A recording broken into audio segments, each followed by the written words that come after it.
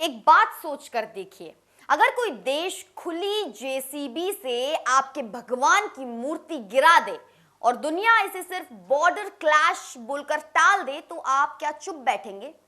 Thailand Cambodia border पर जो हुआ वो सिर्फ सीमा विवाद नहीं, ये सीधे सीधे हिंदू आस्था पर हमला है और इसे समझना बहुत बहुत जरूरी है। थाईलैंड और कंबोडिया के बीच सालों पुराना जमीन का झगड़ा चल रहा है। ये इलाका कोई आम जमीन नहीं, यहाँ प्राचीन हिंदू मंदिर है, जैसे ताकारबे और प्रीविहियर, जो भगवान शिव और विष्णु की परंपरा से जुड़े हैं। गोलाबारी हो, रॉकेट फायर हो, तो आम तौर पर निशाना सेना की पोस्ट होती है।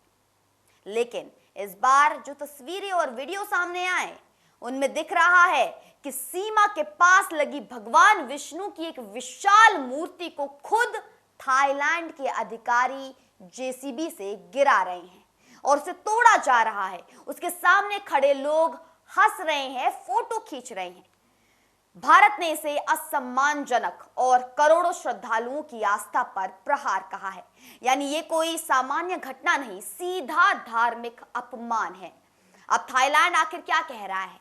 थाई सेना का कहना है कि वो मंदिरों या मूर्तियों को टारगेट नहीं कर रही।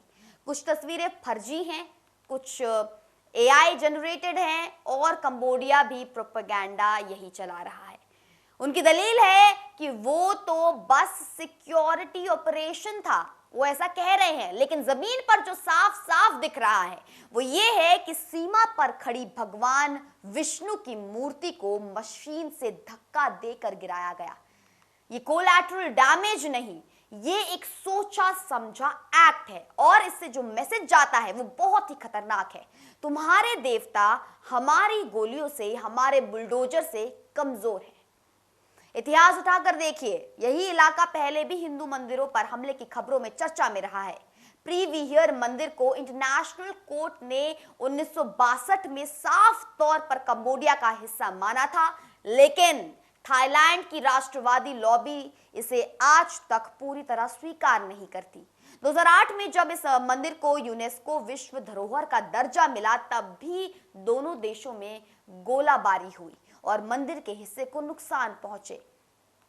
हर बार जब सीमा पर तनाव बढ़ता है तो गोलियां चलती हैं, तोपें दागी जाती हैं और सबसे पहले चोट लगती है मंदिरों, मूर्तियों और धार्मिक निशानों पर। सवाल यह है कि क्या यह सिर्फ इत्तेफाक है कि हर बार हिंदू धरोहर ही निशाने पर होती है? अब जरा आज के समय पर लौटिए। कंबोडिया का आरोप है कि थाई हमलों और कार्यवाही में सड़क, स्कूल, बौद्ध मठ के साथ साथ हिंदू मंदिर भी प्रभावित हुए हैं और विष्णु की मूर्ति को जानबूझकर हटाया गया। भारत ने विरोध तो दर्ज कराया, पर क्या सिर्फ बयान देकर बात खत्म हो जानी चाहिए? कल्पना कीजिए, अगर किसी दूसरे धर्म के धार्मिक प्रतीक पर इसी तरह का बुलडोजर चलता तो क्या अंतर्राष्ट्रीय संस्थाएं इतनी खामोश रहती? क्या सिर्फ ये कहकर मामला खत्म हो जाता कि ये तो बॉर्डर क्लैश है, साइड इफेक्ट है? मुद्दा यही है, दुनिया जब धार्मिक स्वतंत्रता और माइनॉरिटी राइट्स की बातें करती है तो हिंदू प्रतीकों पर होने वाला हमला अक्सर राजनीतिक बहाने से नीचे दबा दिया जाता है। कभी कहा जाता है ये तो नेशनल सिक्योरिटी था, कभी ये तो अवैध ढांचा था, कभी ये तो युद्ध के बीच में हो गया। लेकिन असल सच्चाई यह है कि जब भी मंदिर टूटता है, मूर्ति गिरती है, तो सिर्फ पत्थर नहीं टूटते, पूरी आस्था पर चोट लगती है। थाईलैंड कंबोडिया बॉर्डर पर जो हुआ वो इसी पैटर्न का हिस्सा है। सीमा विवाद की आड़ में मंदिर, मूर्ति और धर्म को निशाना बनाया जा रहा है। इसलिए जरूरी है कि हिंदू समाज इस मुद्दे को सिर्फ एक दूर की विदेशी खबर मानकर ना टाल दे।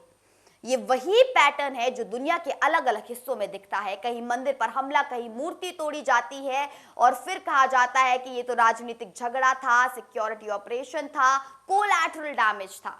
लेकिन सच ये है कि जब भी हमला किसी देवी देवता की प्रतिमा, किसी प्राचीन मंदिर या किसी धार्मिक धरोहर पर होता है तो वो सिर्फ एक पत्थर पर नहीं, पूरी आस्था पर वार होता है। थाईलैंड कंबोडिया बॉर्डर पर जो हुआ वो हिंदू विरोधी मानसिकता, सैन्य अहंकार और धार्मिक असंवेदनशीलता का खतरनाक मेल है, जिसे साफ साफ नाम देना होगा, सवाल पूछने होंगे और अंतरराष्ट्रीय स्तर पर जवाब मांगना होगा। नहीं तो अगली बार निशाने पर कौन सा मंदिर होगा, कौन सी मूर्ति होगी, ये कोई नहीं जानता। आप देख रहे थे इंडिया न्यूज का डिजिटल प्लेटफॉर्म। मैं आपके साथ निकिता रावत फिर मिलती हूं कुछ ऐसे ही वीडियोस के साथ। देखते रहिए सिर्फ और सिर्फ इंडिया न्यूज।